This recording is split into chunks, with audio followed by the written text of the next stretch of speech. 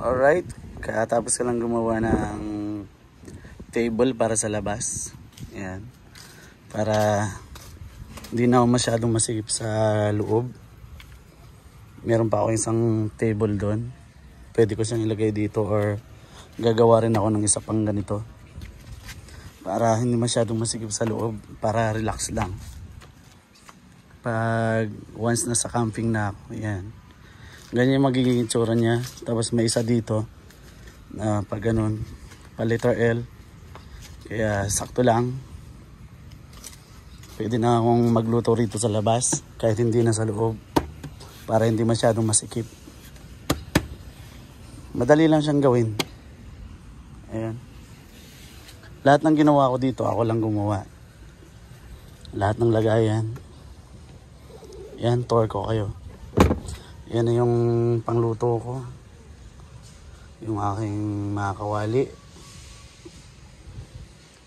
Yan, kawali. Tapos, sa kabila. Yan naman yung butane. Sa gas. Para sa aking burner. Dalawa yung burner na binili ko. Isang maliit. Saka yung isang malaki na double burner.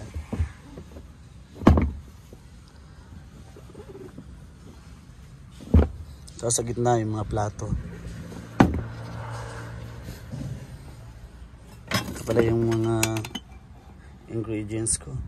Toyo, mantika, suka, tomato paste, tapos yung off para sa lamok. Magdadagdag pa ako ng iba.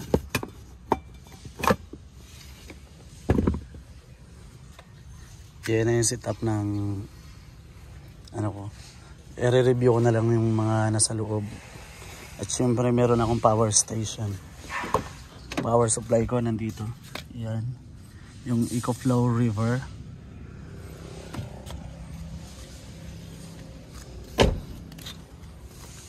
Yeah. All goods in the hood. Ready to fly camping.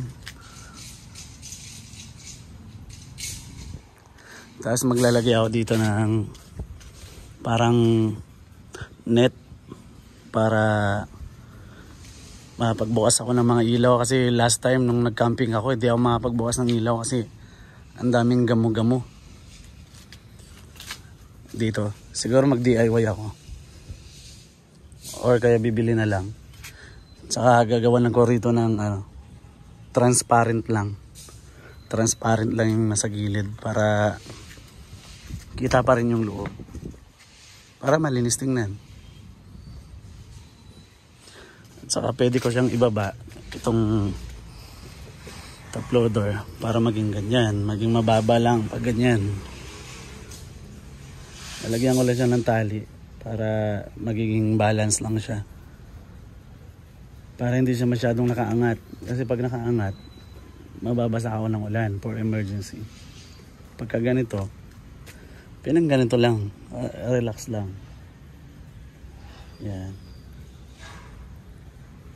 Para kahit umulan ng malakas, at least meron akong tabing na maliit. Malaki pa rin yung space ko. Alright.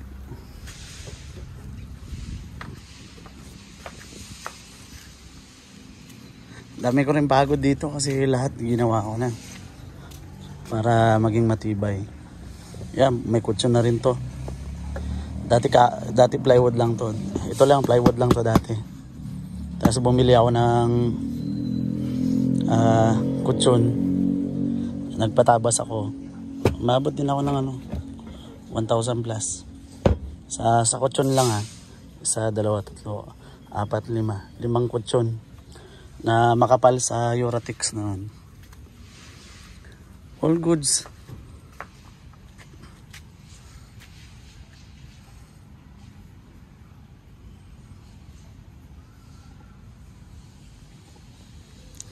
Dadagdag pa ako ng isa nito para sure. Tapos ito pipinturahan ko tong itim. Removable lang din.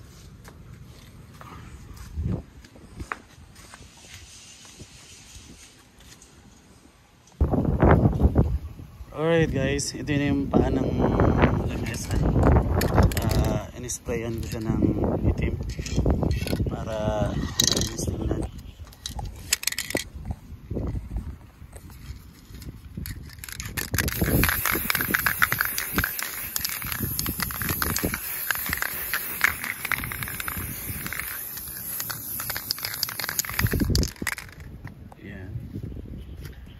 Yan na yung paa ng lamesa na ginawa ko. Patutuyuin ko lang para maganda tingnan.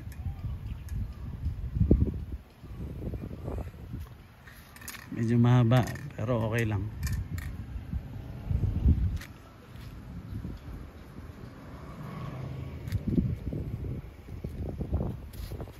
Malapit na siya matuyo. Nalagyan ko siya ng scotch tape.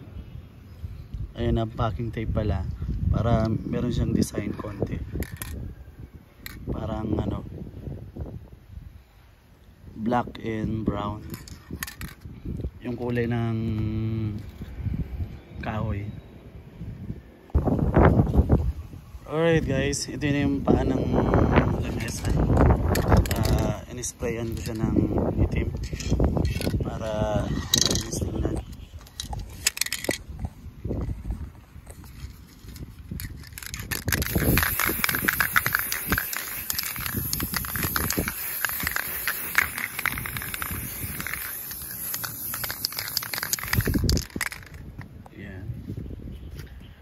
Yan na yung paa ng lamesa na ginawa ko.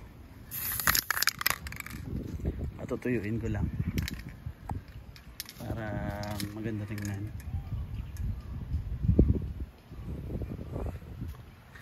Medyo mahaba pero okay lang.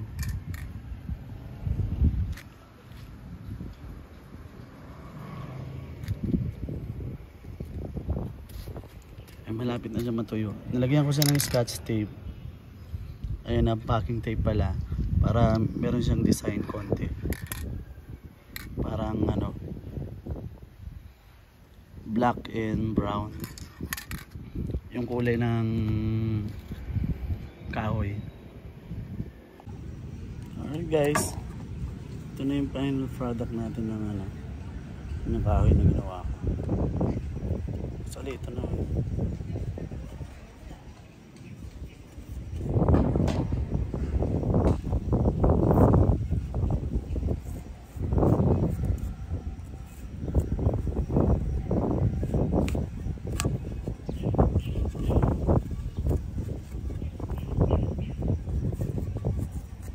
Para lang magkaroon lang siya ng design dun sa paa ng lamesa.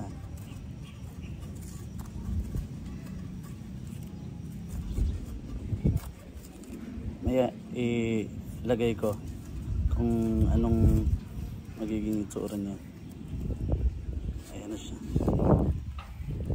Bali dalawa pa lang.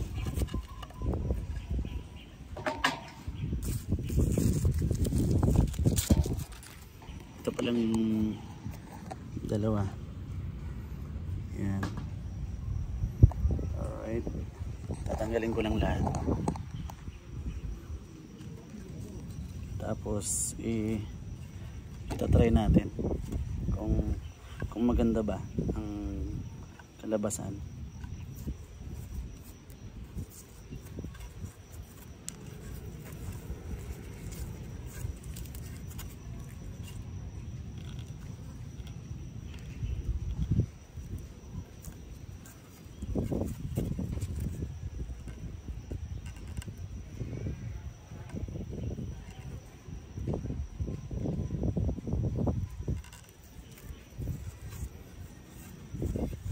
Bali, bumili ako ng kahoy kanina. Ang isang piraso ay 30. Mahaba to ng konti, kaso nga lang pinutulan ko lang siya para sumakto lang talaga siya. Isa na lang. Ito na. Last. Tapos ikakabit ko. Titingnan ko kung maganda ba yung kalabasan.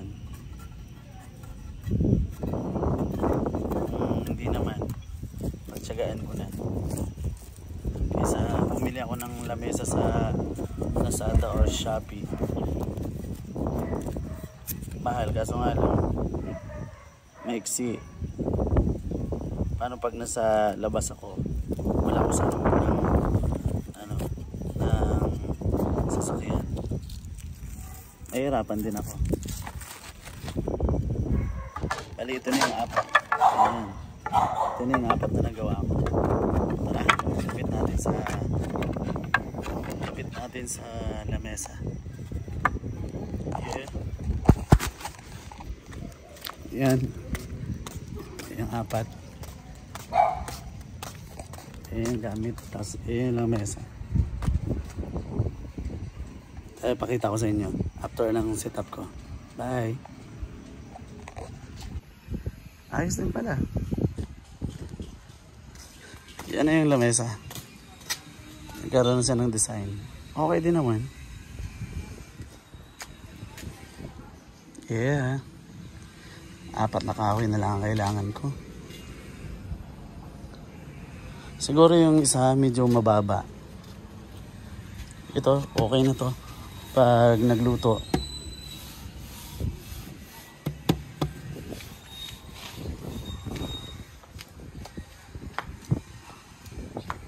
Yan.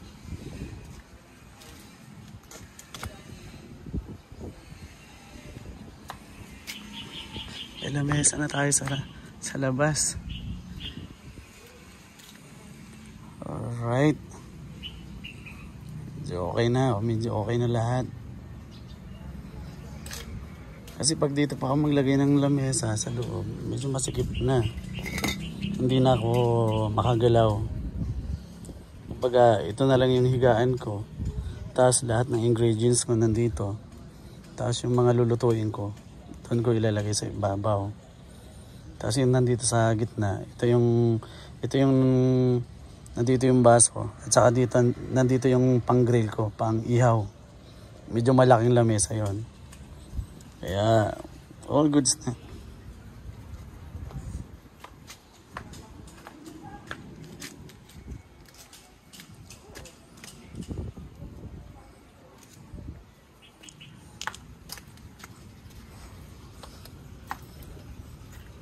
Saktong-sakto lang sa height ko na na 5'4".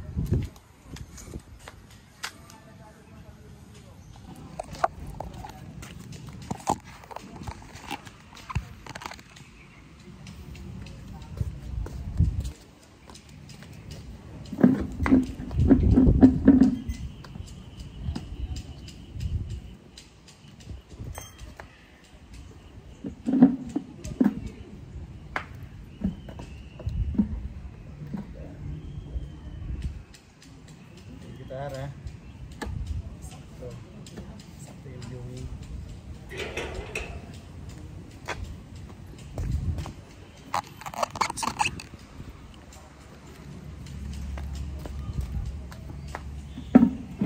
All goods.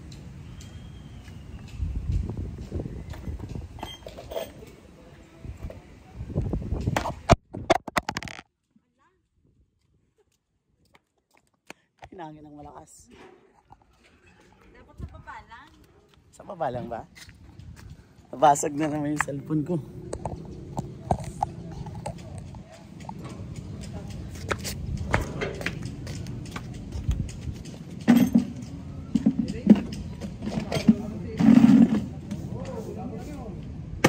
Alright.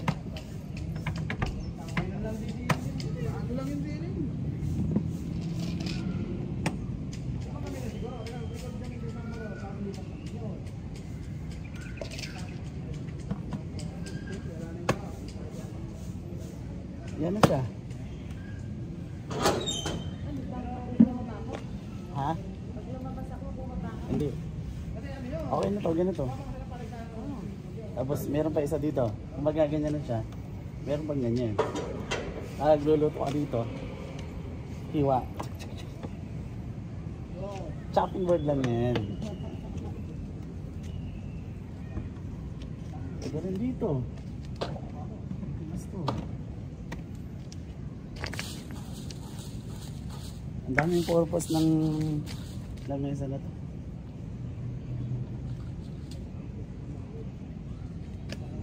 Pwede nga rin mahaba to eh. Ha? Doble. Okay. Sasakupin ko na lahat ng camping.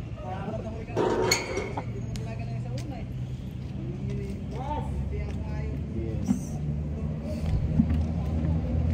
Pwede nga rin itong bar table eh. Kasi mahaba na eh.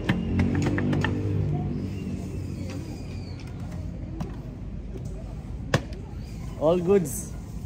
All goods in the hood. Laglag lang yung cellphone ko.